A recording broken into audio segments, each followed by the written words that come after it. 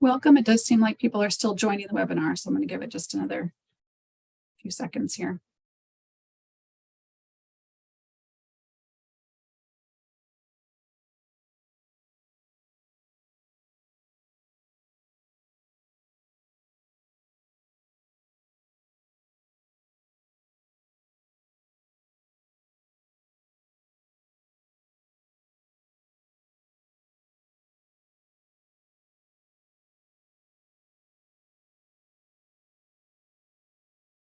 Okay, I think we'll get started. Again, welcome everyone. My name is Joy O'Nash. I'm with ERG, a contractor supporting the work of the West Coast Climate and Materials Management Forum, and I will be moderating today's 60-minute webinar, Achieving Zero Food Waste, State Policy Toolkit, and EPA's Climate Pollution Reduction Grants. Before we begin today's webinar and introduce our speakers, I'd like to briefly go over some housekeeping details. For closed captioning of today's discussion, please select the closed captioning icon at the bottom of your screen. All participants are currently in listen-only mode. Please email morgan.collins@erg.com if you experience any technical difficulties with Zoom. We will have a Q&A time at the end of our webinar, so please submit questions for discussion into the Q&A feature on your Zoom toolbar. Today's session will be recorded and shared at a later date through the forum website at www.westcoastclimateforum.com. Before we get started, I'd like to note a disclaimer on behalf of the forum. Today's webinar is designed to help food waste and climate policy experts and practitioners share information about food waste, including tools and example policies. We've invited speakers to share their views on topics that connect climate to materials to get participants thinking and talking about new strategies for achieving our environmental goals. Mention of any trade names or commercial products does not constitute endorsement or recommendation for use. Also, please note that the opinions, ideas, or data presented by our speakers do not represent forum members' policy or constitute endorsement by the forum. Today's webinar will consist of presentations from our speakers, followed by a moderated questions and answer session from you, the audience. Again, you can submit your questions by using the Q&A feature on your Zoom control panel. Just a quick bit about the forum as we get started. The West Coast Climate and Materials Management Forum, or Forum for short, started in 2008. The forum is a collaboration of state, local, and tribal governments working to establish sustainable materials management practices. More than 40% of U.S. greenhouse gas emissions result from production, transportation, use, and disposal of material goods.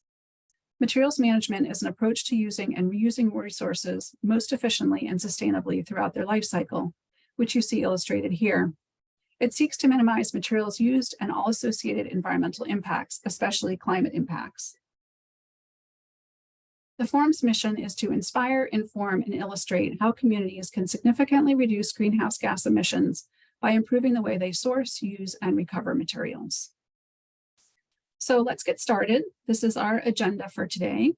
We will hear from EPA and members of the Zero Food Waste Coalition about their work around food waste and climate initiatives. They will introduce you to the State Policy Toolkit and discuss how an organization can address food waste and climate action plans. Today, we'll be hearing from three speakers. We've got Kat Compton, the EPA Region 10 Climate Coordinator, Nina Sevilla, the Program Advocate for Food Waste and Food Systems at the Natural Resources Defense Council, or NRDC, and Tori Otto, a Fellow at the Harvard Food Law and Policy Clinic. I will now turn the presentation over to Kat. Great, thank you, Joy, and welcome everyone. I'm going to give a little overview of some of EPA's climate work and specifically the Climate Pollution Reduction Grant Program. But first, just want to introduce myself. I'm Kat Compton. I am the Region 10 Climate Coordinator serving Washington, Oregon, Idaho, Alaska, and 271 tribal nations. And I know we have a broad range of attendance today, not just from the West Coast or Region 10. And so I just want to highlight that there is someone like me in each of our regional offices. And if you need help getting connected to the right person, please reach out to me and I'm happy to provide that information for you. I also just have to start with a really quick disclaimer about the CPRG and other Inflation Reduction Act grant programs. Our EPA grants policy and our general commitment to fairness across all of our EPA grant programs prevents us from accepting one-on-one meetings concerning the Inflation Reduction Act program design with potential grantees. And so I just want to let you know that as you're working on some of this planning and trying to get information, you might hear us decline meetings. And that's not because we don't want to speak to you, it's because we really want to maintain the fairness of this program. So because the CPRG, or Climate Pollution Reduction Grant implementation grants, are going to be a competitive grant program, we're very limited in what we can share from our side. We're unable to discuss confidential or internal or deliberative information, but happy to discuss publicly available information. And that's what I hope to do today to get you connected with the information and the tools that you need to build the networks to participate fully in this grant program and to be successful. Okay, so disclaimer over. Now we can jump to the fun stuff. Before we dive into specifics about the CPRG program, I just want to put some of this into context for us all and acknowledge the truly historic nature of the Inflation Reduction Act. We are expecting that the Inflation Reduction Act across all of the federal agencies that received funding for climate work, we're going to contribute to about a 40% emissions reduction across the US by 2030. So 2030 is coming right up. This is going to be a big change in a short period of time, and we're really excited to be a part of that transformation. If you look at the IRA, or Inflation Reduction Act language, you will see that about 6 EPA programs account for the vast majority of funding that we receive to do our climate work. And we're going to talk about the $5 billion Climate Pollution Reduction Grant Program. But I just want to make sure that all of these other programs are also on your radar and that you're watching them as they're developing and more information is posted. You might be aware that the Greenhouse Gas Reduction Fund currently has 3 notices of funding opportunity that are due October 12th. We expect our EJ grant program to come out sometime this fall. Things are rolling out in really quick order, so making sure that you're connected with information and following all of these lines of funding is really important. Next slide, please. And then we can also think about Inflation Reduction Act or climate funding from a bunch of different viewpoints. So the last slide was really looking at those items of funding just as line items in the law, but we can also think about how the money is flowing into communities and how we anticipate being able to support this 40% emissions reduction by 2030. So there are some large funding that's going to sort of filter into communities. Maybe you can think about that as top down. CPRG is certainly one of those. These are grants to state, local, tribal governments and partnerships thereof to do climate planning and implement those plans. We can think about funding from a sector-based perspective, and we're going to talk a lot about food today. And so you might start to look for funding that's related to a particular sector that you're interested in. And boy, there are lots of funding opportunities out there, not just from EPA, but across a lot of the federal family. And so I really encourage you to get familiar with all of those resources and start to think about how funding sources from different agencies might be able to support your goals. And then there's a large and growing environmental justice portfolio at EPA. And so you might start to see lots of information about a various number of grant programs from that perspective. Next slide, please. Speaking of, I just want to take a moment to acknowledge that we are doing all of this work, really trying to center a philosophy of environmental justice in not just our climate work, but across the EPA. You might have seen some news recently that we now have a new Office of Environmental Justice and External Civil Rights that demonstrates our commitment to this work. And the Climate Pollution Reduction Grant Program and other grant programs funded through the Inflation Reduction Act are part of the Justice 40 initiative, which is a Biden-Harris full whole of government commitment and an aim to provide 40% of the overall benefits from certain federal investments and make sure that they are flowing to disadvantaged communities that are marginalized, underserved, and overburdened by pollution. And so this complements really nicely the environmental justice definition and the framework that we use at EPA. And so I've included our definition of environmental justice here on the slide for your reference. And I want to acknowledge that part of that commitment involves specific funding through our Office of Environmental Justice and External Civil Rights, OEJ ECR. And you can expect that there's going to be another grant program announced here sometime this fall. I've included the link for you. And this is going to be our community change grants. This is a new grant program funded by the Inflation Reduction Act. And it's going to support partnerships of at least 2 community-based nonprofit organizations, or a partnership of a CBO and a federally recognized tribe, a local government, or an institution of higher education. So if you think back to the previous slide, where there's lots of different ways to access funding and different ways that funds are flowing into communities, this is another one that you might want to keep your eye on. I also would just want to acknowledge that when we talk about climate change, we know that the impacts of that, of the changing climate in our communities, are not hitting everywhere equally. And this is especially, true this summer, it feels like. As we look through our news feeds these days, it seems like there's a climate-related impact happening almost every day. And that's certainly true in the Pacific Northwest, as we see wildfires becoming more frequent, larger. There are more smoke events, and many in our community have had to make the decision between opening their windows at night to cool their homes because they don't have air conditioning, and the indoor air quality impacts that can have during a smoke event. And so as you're thinking about climate, it's really hard to tease apart environmental justice from climate justice. They are one and the same. And I really encourage you to think about this work through an EJ lens, through a climate justice lens. And today we're going to talk a lot about food, and it becomes very visceral when we talk about access to food and food justice.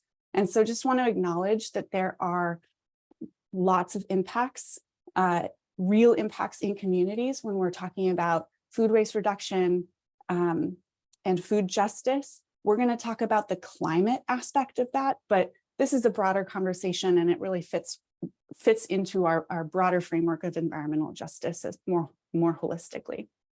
So just an acknowledgement there. Okay, so let's talk briefly about the Climate Pollution Reduction Grant Program. Next slide, please.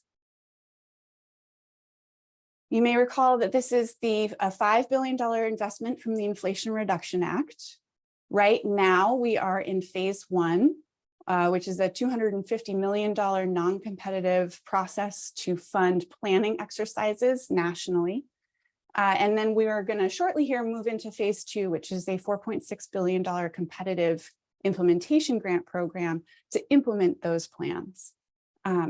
Again, this is one of many different grant programs that are being set up to support climate work.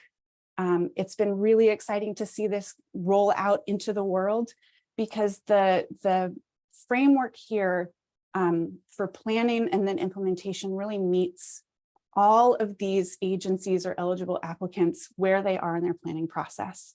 And so some states have really robust climate plans already in place, and they're working from that perspective. There are some in our community that haven't really spent a lot of time developing climate action plans. And so this is a really good opportunity to provide some support and funding to start that process. And so this is really a meet folks where they are and find a way to identify the interests and the opportunities in individual communities.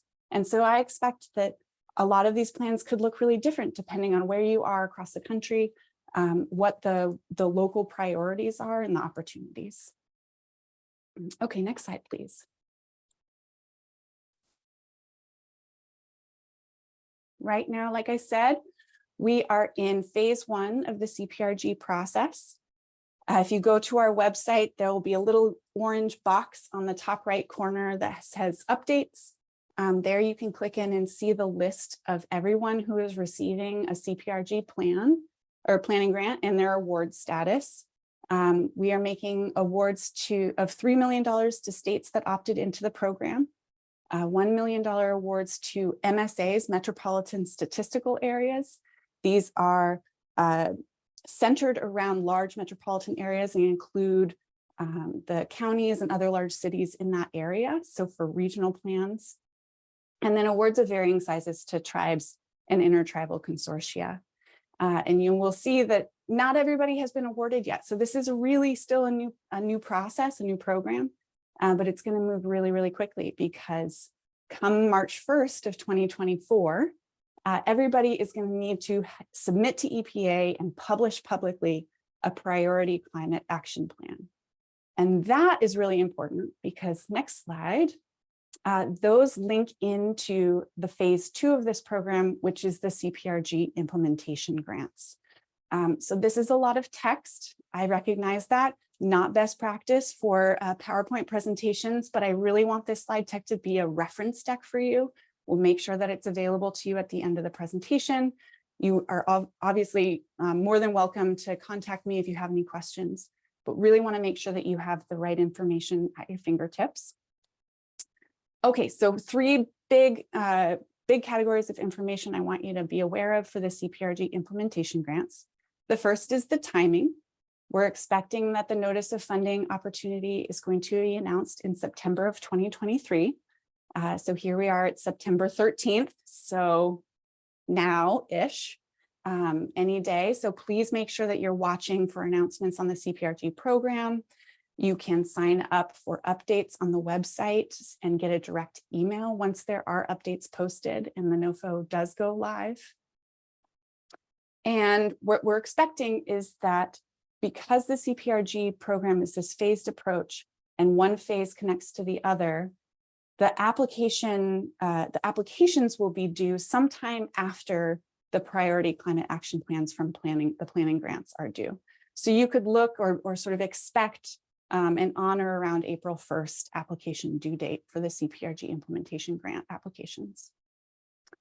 We expect to hold 2 competitions, one large general competition, and then one tribe that will be only for tribes and territories, or one grant that will be only open to tribes and territories. And the competitions are going to be open to, or folks will be eligible to apply in 2 cases. The first is if you have received a planning grant under phase 1 to develop a priority and then comprehensive climate action plan, you are absolutely eligible to apply for implementation grant funds to implement that plan.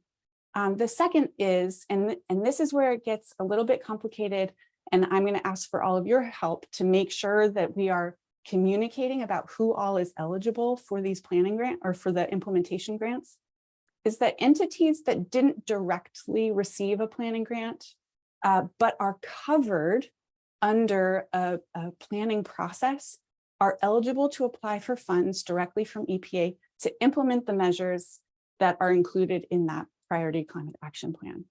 So if you are a municipality in a state that currently has a planning process going on and is going to develop a PCAP, then you as that municipality are eligible to apply for funds even though you didn't directly receive phase 1 funds. So definitely want to make sure that everybody who is eligible knows that they are eligible and that they're taking full advantage of this grant program if they so choose. The third is the evaluation criteria. What are we going to prioritize in these implementation grants?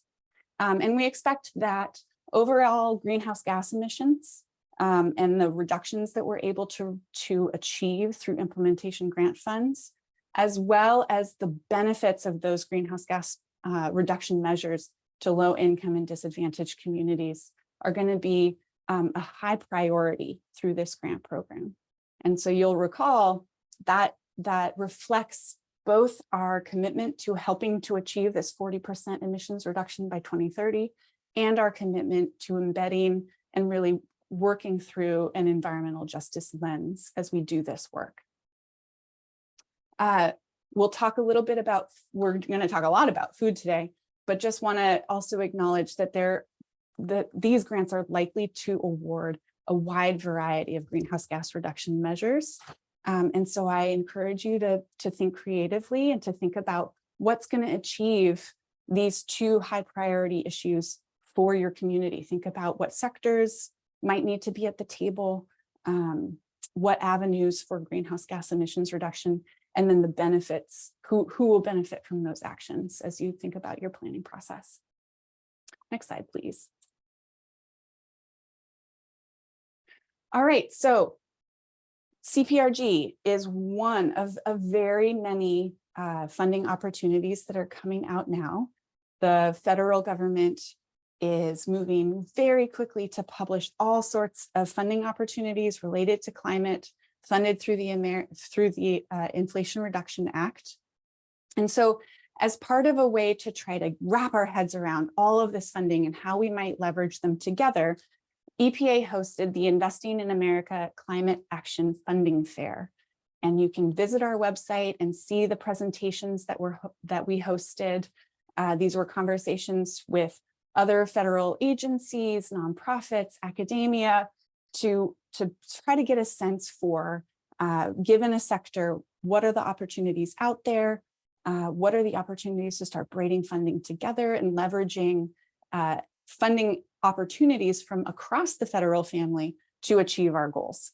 And so I just want to highlight that as part of that, we published a resource guide. The link to the resource guide is on this website, and that the resources are blocked out by sector. And so there is a waste and materials management section on that website, and you can peruse all sorts of various other grants that may help you achieve your priorities and needs, not just from EPA, but across the federal family. So I encourage you to use that as a guide to help us all make sense of the various number of funding opportunities that are coming out in quick order these days. All right, next slide. There are also a lot of resources that EPA has created to help you achieve your work around food. So this is a resource page for you. We're going to try to drop some of these links into the chat in real time so that you have access to them. But if you miss it, never fear. We're going to send these slides out to everyone at the end of the webinar. So these will make it to you. The first is that EPA has created and maintains a list of local government climate action plans that address materials management and waste actions. So if you are looking for ideas of how to do this work in your community, there is a whole resource of what others have done. And plagiarism is a great form of compliment. So please use what others have done and put it into action in your own community. There's lots of different topics included in those action plans, including composting, recycling, reuse, and repair. So you're likely to find something of interest. We also maintain a whole list of information on the relationship between resources, waste, and climate change. And so if you are looking for a primer about the climate and materials intersection, I encourage you to visit that website. There are excess food opportunity maps that are available to you. This is a national resource that identifies and displays facility-specific information about potential generators and recipients of excess food in the industrial, commercial, institutional sectors, and also provides estimates of excess food by generation type. So that can be a helpful tool as you're thinking about where are the opportunities to move food from where there's excess to where there's need. There are 2 social marketing toolkits to help communities who want to develop campaigns aimed at helping people prevent wasted food and encouraging composting. So have a look at that. And then EPA's Farm to Kitchen report details the environmental footprint of food loss and waste in the US. And so when you're looking at trying to put some numbers behind these concepts, that can be a really good one to look at. And then also speaking of numbers, the WARM tool provides a high-level estimate of potential greenhouse gas emissions reduction, energy saving, economic impacts from several waste management practices. So I encourage you to have a look at that if you're looking at matching your action to some numbers. And then, of course, you can always visit the Sustainable Management of Food webpage or reach out to any one of us. If you are looking for a tool that's not listed, we might be able to point you in the right direction. Next slide, please.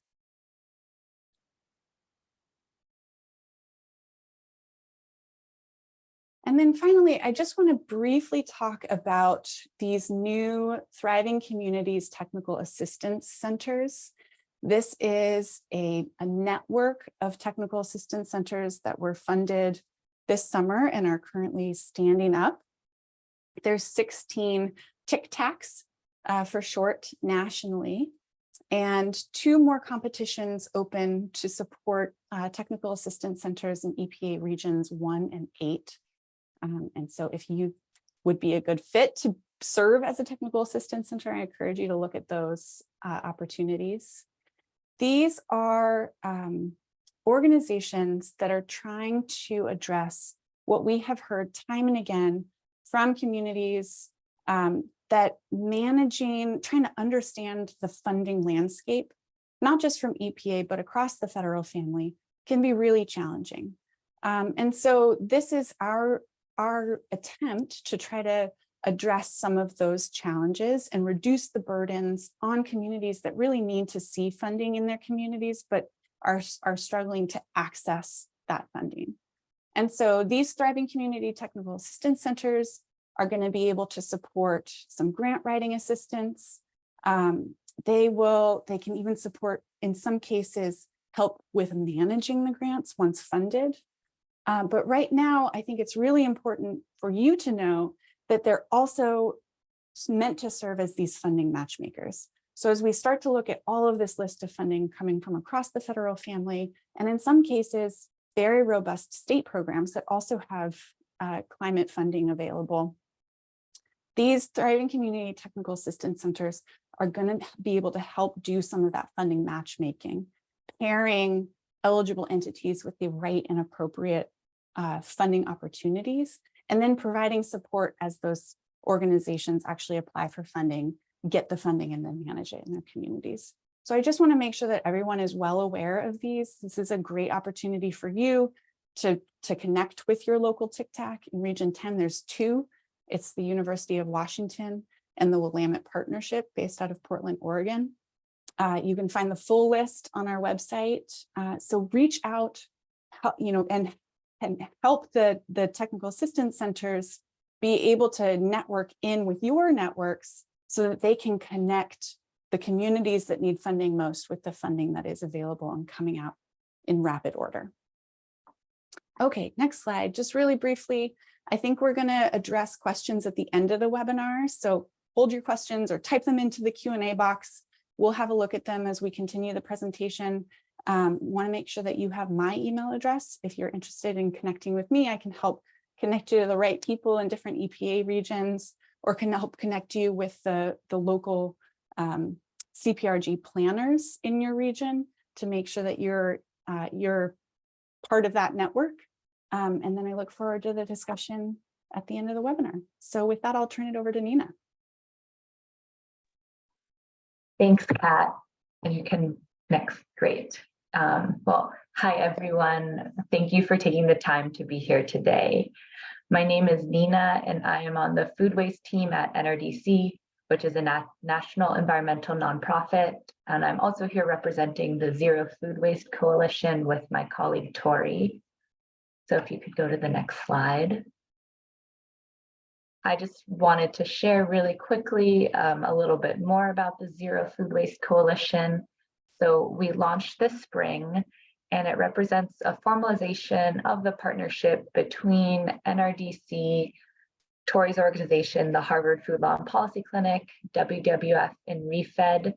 The 4 of us have been working together informally for a few years now, releasing reports on how to reduce food waste through the Farm Bill, and a number of other things, but we decided to formalize it and then open it and try to open it up to help with the coordination amongst the number of groups working in the food waste reduction space across many different sectors, because we really believe that together our voices are more powerful.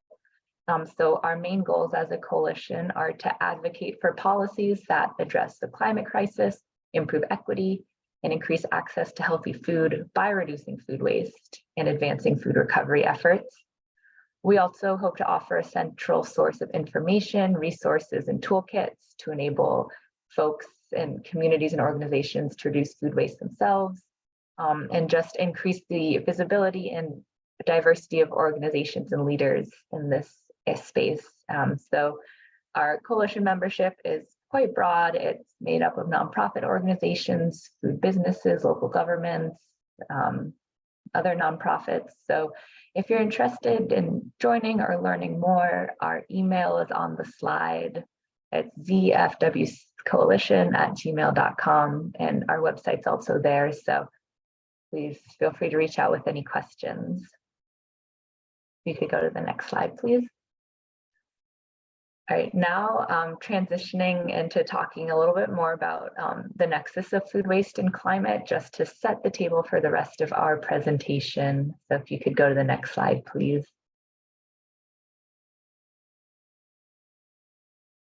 Just to start, I think I wanted to say that we are so excited about this webinar because we believe that food waste reduction is a critical climate change solution that really should be included in all climate action plans, along with the more typical things you might think of like buildings and transportation. So I just wanted to underscore the link between food waste and climate change here. And this might not be new information to some of you if you already came here because you're interested in this, but just wanted to reiterate again that up to 40% of food in our country goes uneaten, meaning it ends up in landfills or incinerators. And when we waste that food, we waste all the resources that went into producing the food, processing, packaging, cooling, transporting, and then ultimately transporting it to the landfill as well. So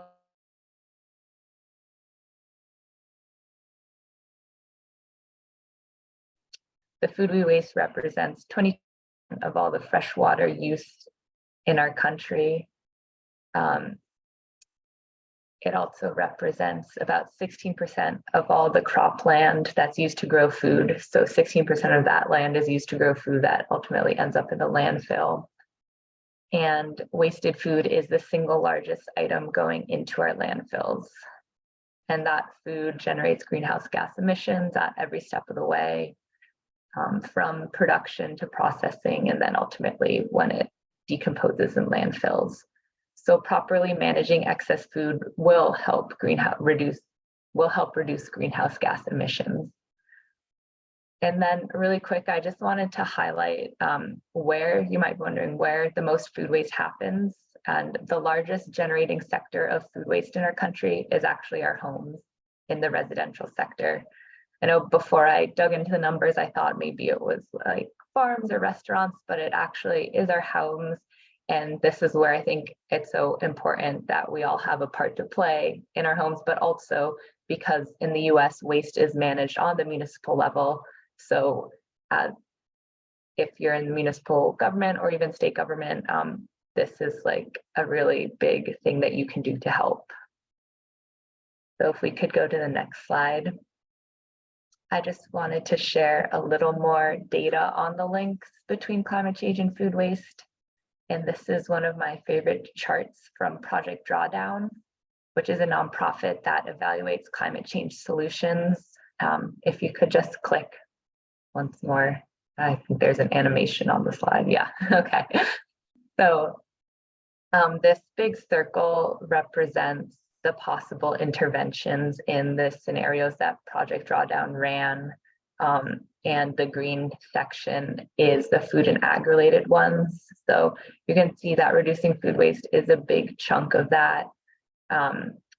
Food waste represents almost 4% of US greenhouse gas emissions.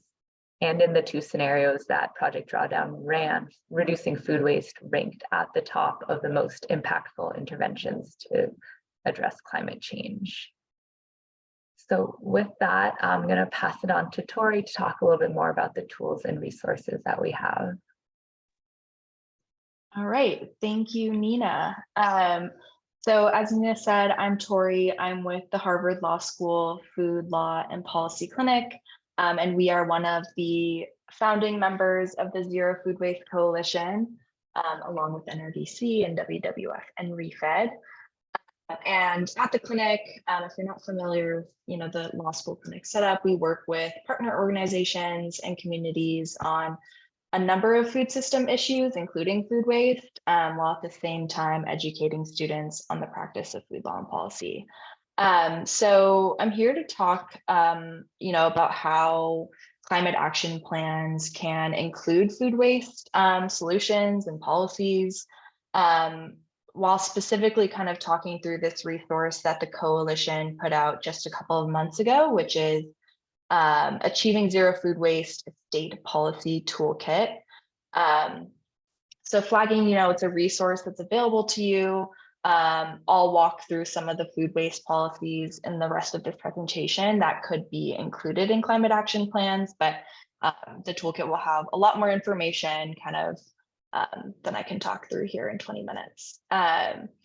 So as Nina said, food waste happens all across the supply chain, and the biggest, most important takeaway that we hope that you have from this portion of the webinar is that, when you're drafting your climate action plans or thinking about some of the funding for implementing the climate action plans that you have, we the coalition, would love to make sure that you're all recognizing the role of food waste, and you include strategies to mitigate that waste, kind of right alongside all the other greenhouse gas reduction and mitigation strategies in your climate action plan. And one kind of example of this at the state level is Michigan's Healthy Climate Plan. They set the goal to have, in that climate action plan, they set the goal to have food waste by 2030. And they kind of highlighted some very specific policies about how they'll do that, kind of also at a high level. And those include, procurement, so using their purchasing power, developing end markets for recycled materials, supporting tech development, building out relevant infrastructure, supporting climate smart agriculture. That includes things like, applying compost to soil. So there's a number of different policies that you can include, and that's kind of one way to do it. So what this slide shows is all the different policies that are included in the toolkit. And these are kind of the different policies that states and different jurisdictions should consider including or referencing in their climate action plans to address food waste kind of across the supply chain, across multiple actors. And that includes, a number of ways for states to lead by example. So for example, using their procurement power or setting good food waste policies across the school system. But it also includes a number of ways for states to work with private industry in driving forward, some of the progress in food loss and waste in the private sector, such as through organic waste bans or food donation requirements, laws, regulations. So, I'll just also flag that for each policy, the toolkit will include information on that policy, make the connection between food waste, food recovery, who it addresses across the supply chain. It also includes a number of state examples. So if you want to kind of see how it operates on the ground, it'll include resources to those state examples.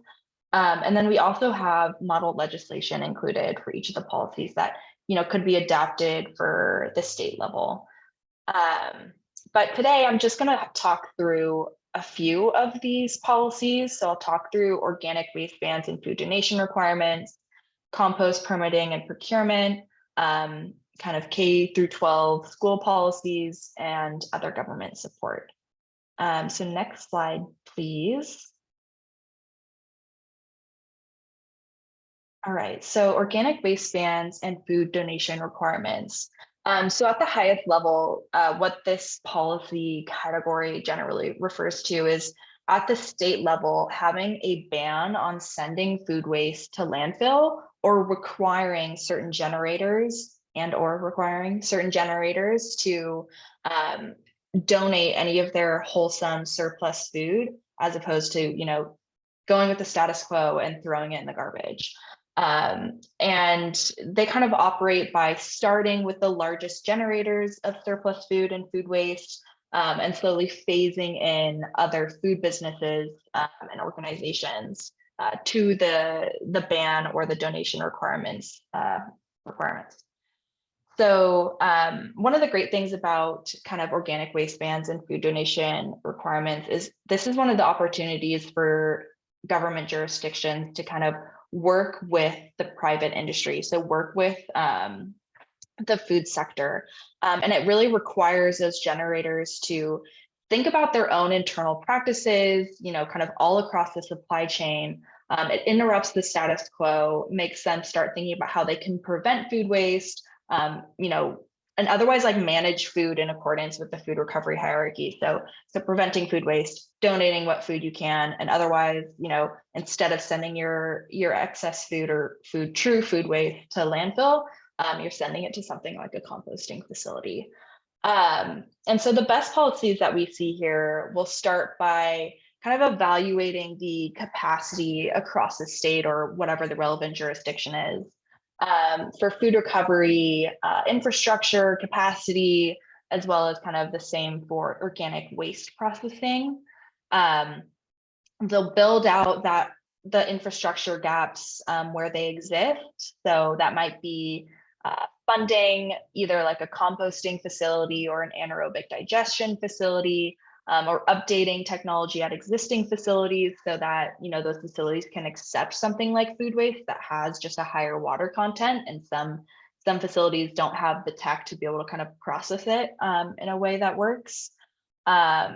And then these policies will also support the businesses and the organizations who are doing a lot of the work on the ground already. So something like a food recovery organization, a food bank, helping support their infrastructure needs, covering overhead and administrative costs where possible, especially if you're doing something like requiring that food recovery organization to report on the amount of food that they're recovering because of the food donation requirement. And one thing I'll flag as kind of like a trend across these different policies that is important to note as you're considering how you're going to address food waste and climate action plans and within your jurisdiction is that a lot of food waste isn't really tracked or measured, let alone reported. So it's important to keep in mind as one of the explicit goals within your climate action plan, to include very specific actions across your policies to kind of remedy that data gap and try and make sure that food waste is getting tracked and measured a little bit more than it is now. So next slide, please. So I won't, labor on this one. This just kind of shows an example of the model legislation we include in case it's helpful. The red kind of indicates where, the jurisdiction would fill in their own information, but just flagging that it's available in the toolkit. Next slide, please.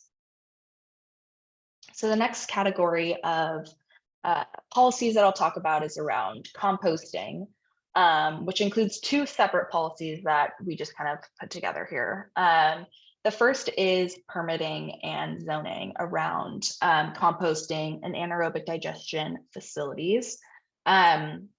We've heard, there's this challenge for investors who would otherwise, start a composting or an anaerobic digestion facility. One of the challenges in kind of getting that facility up and running is permitting and zoning. So finding sites that are zoned for composting and securing relevant permits. And what states can do about it, kind of at the, or government jurisdictions, whatever your jurisdiction might be, is they can really streamline that permitting process and encourage favorable local zoning rules. So they could, provide technical assistance to local jurisdictions on how to facilitate favorable zoning rules, so that solid waste is kind of processed differently or zoned differently than composting. The Ohio EPA published some model zoning codes that kind of do this well. The US Composting Council also has some model zoning ordinances that might be helpful to look at. So that's zoning. And then, another piece of it is permitting. So having separate, what's really important is to have separate regulatory permitting pathways for food scraps composting and AD as compared to, kind of the permitting requirements, regulatory requirements associated with general mixed solid waste composting or other just solid waste processing.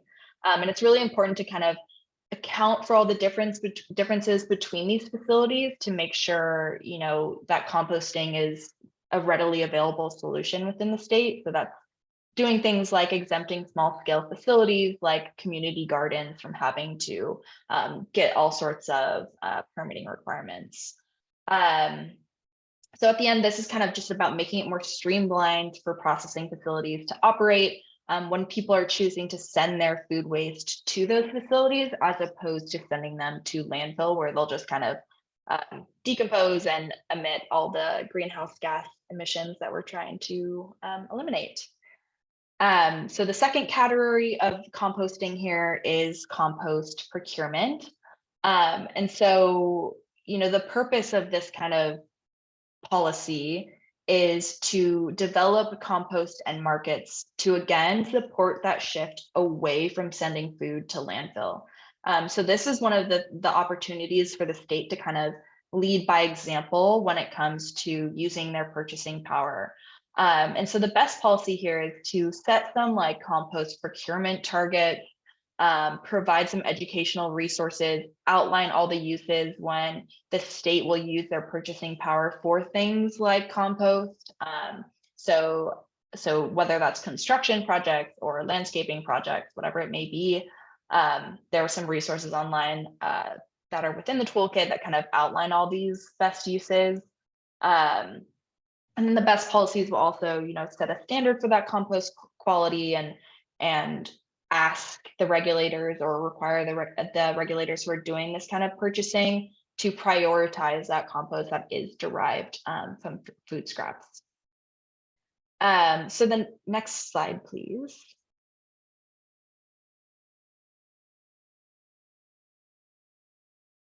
Thank you. So another policy here is addressing food waste in the school system. And this is another, lead by example policy, an opportunity for the jurisdictions to kind of set the standard for what, managing food waste at an entity should look like. And one of the best ways to do this is to fund and require food waste audits. So kind of assessing how the school system or a particular school is wasting food, where are there opportunities to kind of prevent that food waste, handle food differently, manage it in accordance with the food recovery hierarchy. And so then once you kind of have that audit, you can implement different strategies that are specific to that school system or that school. And that might be something like mandating share tables in schools. And share tables, if you're not familiar, is the space within a school where unopened food and drink items can be shared among students. That's a way to prevent waste. And then schools can also, and states can say what school foods can be donated and have really specific outlined information and guidance around what are the requirements that have to be followed in order to donate food within the school system. So that's kind of another lead by example policy. And the last one I'll talk through is just kind of a general government support of food waste issues. So next slide, please. And this policy is a lot more broad and adaptable to the particular state or jurisdiction that's thinking about addressing food waste. And this is kind of all about providing support across the supply chain to private actors to shift their food waste practices. So that might be, providing funding to food recovery organizations to help support that shift towards donation away from sending, wholesome surplus food that we spend a lot of resources growing, preventing sending that food to landfill, and, kind of uplifting the organizations that are already doing that work.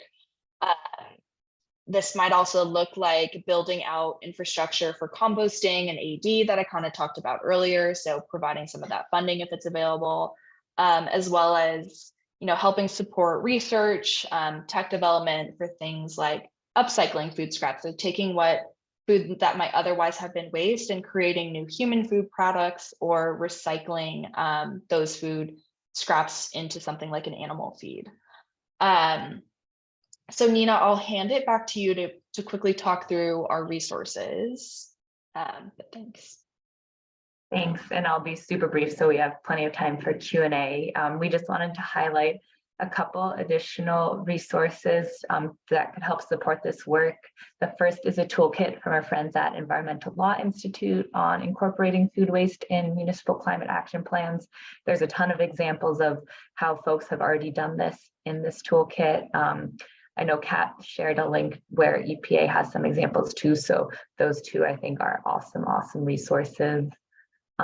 Another two that are around quantifying numbers and just some general more information on food waste is the Refit Insights engine. I think we've dropped it in the chat or Q&A already for some of you who had questions on like, what is the second most waste generating sector, but encourage you to check that out for more of that. And then the EPA WARM model is a way to quantify the greenhouse gases associated with different waste reduction practices. So if you're looking for specific numbers to attach to your actions, definitely check that out. And I think Kat shared that too. So with that, I think I'll pass it back to Joy for the Q&A. Thank you to Kat, Nina, and Tori for your presentations today. We appreciate it. And we have about 8 minutes for questions and answers, so we'll get right to it. And I just want to address one question that came up a lot in the Q&A about the presentation slides and the recording. Yes, they will be available at westcoastclimateforum.com, and we will send out an email to all the registrants when those are posted. I'm hoping it's within the next week or two. So with that, let's get to the substantive questions. There's a question about, are priority climate action plans mandatory for JPAs or just a county or city? So under the Climate Pollution Reduction Grant Program, all CPRG planning grantees must create a priority climate action plan, which is due March 1st of 2024. And then a comprehensive climate action plan, which for states and municipalities is due 2 years from now. And then for tribes and intertribal consortia, there's a little bit more time in the work plan. But yes, everyone who currently receives CPRG planning funds has to create a priority climate action plan. And as a follow-up to that, Kat, someone has asked who exactly prepares the CAP, or who generally would prepare the CAP? Yes, so those climate action plans, at least under the CPRG program, are going to be the direct recipients of the CPRG planning grants. And so if you go to the Climate Pollution Reduction Grant website and you go to that little orange news box, you can click that link and see who all received CPRG funds. And each of those entities is going to be required to create a priority climate action plan. And you may have touched on this, but there's a couple questions about eligibility, specifically the eligible entity universe for the implementation grants. It's a government entity, state agencies, et cetera. Yes, so again, more detailed information on the website, but entities are eligible to apply for CPRG implementation grant funds if they are states, District of Columbia, Puerto Rico, air pollution control agencies, municipalities, territories, tribes, and intertribal consortia. But it's worth noting that for CPRG implementation, it's sort of a two-step eligibility. So one, you have to be an eligible entity as listed. You also have to be applying to implement measures that are listed in the appropriate priority climate action plan. So if you are a municipality living in a state, you have not directly received climate planning grant funds, you will look to your state priority climate action plan and work to develop an application to implement the parts of that plan for your jurisdiction that are applicable to your work. So I know that that's complicated. Reach out to me if you have additional questions about how to get connected. But the first step would really be to go look and see who the list is of the CPRG planning grantee universe, and then start to draw a line between, which of those planning processes, either the state planning process or a regional municipal statistical area plan, and get connected with the lead organization that's building those plans. Thanks, Kat. And the chat does now have a link to that updated list of who's currently got the grants. Another question specific to Alaska: will there be a service center in Alaska or some way for Alaskan communities to get the help they need? We do not have grant writers, and they need a lot of assistance, and their phone and internet is not always particularly good. Yes, I'm so glad that you asked this question. So both of the technical assistance centers, Thriving Communities Technical Assistance Centers, shorthand TICTAC, both of the TICTACs in Region 10 are standing up to support everyone in EPA Region 10. So the University of Washington and all of their partners, and then the Willamette Partnership and all of their partners, are going to be available to help everyone across Oregon, Washington, Idaho, and Alaska, including tribes in that area. In addition, there are a couple of TICTACs that have more of a national focus, and so there will be opportunities to access the services that they provide as well. So definitely encourage you to go onto the website and learn about the TICTACs that are being funded within the EPA region. They are that you are in. They are going to be supporting the full EPA region. So yes, Alaska absolutely has access to both University of Washington and Willamette Partnership resources. Thank you. Okay, this next question was posted during Nina and Tori's presentations. Who is doing a great job or is a good example of monitoring and tracking outcomes of organic waste bans?